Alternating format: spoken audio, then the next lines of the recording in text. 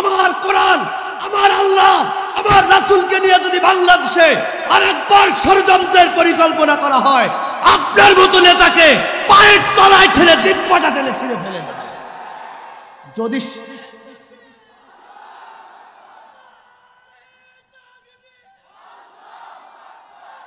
স্পষ্ট বার্তা, আপনারা যারা আছেন আজকে থেকে শপথ হাতে নেন, আপনার নেতাকে ডেকে বলেন, নেতা আমি আপনাকে কলিজা দিয়ে ভালোবাসি, আপনার নেতৃত্বে উখিয়া উপজেলা চলুক, আই স্যালুট হিম।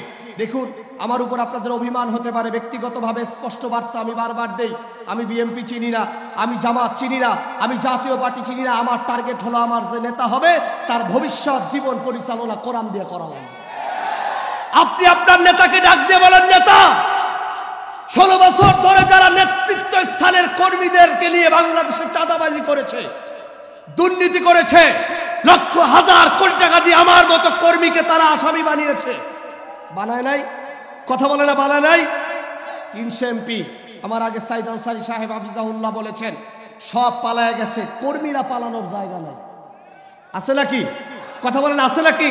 উখিয়া বাজারে কি এমপি সাহেব এসে চাঁদাবাজি করেছিল? চাঁদাবাজি করাইছিল কর্মীদেরকে দিয়া। সুতরাং আপনারা কর্মীরা যদি স্ট্রং হন, আর আপনারা যদি স্পষ্ট ভাষায় দায়িত্বহীন কণ্ঠে আপনার নেতাকে বলে দেন, নেতা সাহেব আমি আপনাকে ভালোবাসি, কলিজা দিয়া ভালোবাসি, আই স্যালুট হিম, আপনার নেতৃত্বে উখিয়া উপজেলা চলুক, এটা আমি চাই, এটা আমার মনে প্রাণের ইচ্ছা। আপনি বললে আমি মানুষকে মেরে ফেলতে পারি, আপনি বললে আমি নিজেও মরতে পারি, কিন্তু বাট ওনলি ওয়ান কন্ডিশন, আপনাকে আগামী দিনে যদি বাংলাদেশের নেতৃত্ব আল্লাহ তাআলা দেয়, আপনাকে কোরআন দিয়ে সংসদ পরিচালিত করতে হবে।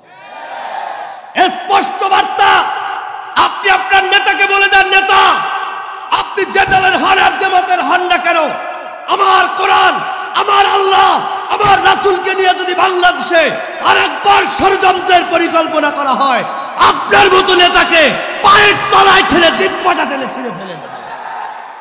যদি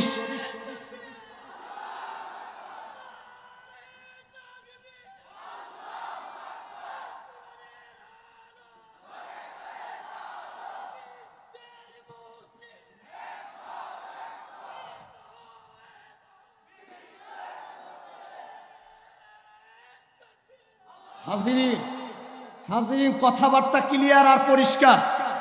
53 বছর ধরে শুধু পরিকল্পনা ষড়যন্ত্রের বেড়াজালে আমার কোরআন আর ইসলামকে আটকে দেওয়া হয়েছে। কোরআনের কথা বলে আজকে বাংলাদেশে যেই ক্ষমতা এসেছে, তারাই ইসলাম আর টুপিওয়ালাদেরকে ব্যবহার করে ক্ষমতা এসেছে। তারা কোরআনকে বারবার বলেছে আমরা কোরআন বিরোধী কোনো কিছু করব না, কিন্তু 53 বছর কোরআন বিরোধী কার্যক্রম বাংলাদেশে বেশি পরিচালিত হয়েছে। সুতরাং আমাদের একটাই চিন্তা, আজকের মাহফিল সফল হবে যখন যদি কোরআনের শপথ নিয়ে বাড়ি যেতে পারেন, আপনার নেতাকে এমন ডায়লগ আর স্টিপ কথাবার্তা যদি বলতে পারেন, আল্লাহর কসম আজকের মাহফিল আল্লাহ তাআলা কবুল ও মঞ্জুর করে নেবেন।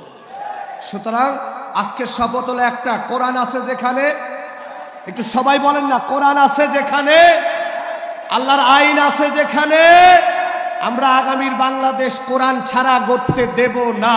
রাজি আছি তো? রাজি আছি তো? আল্লাহ কবুল ও মঞ্জুর করুক, বলেন আমিন।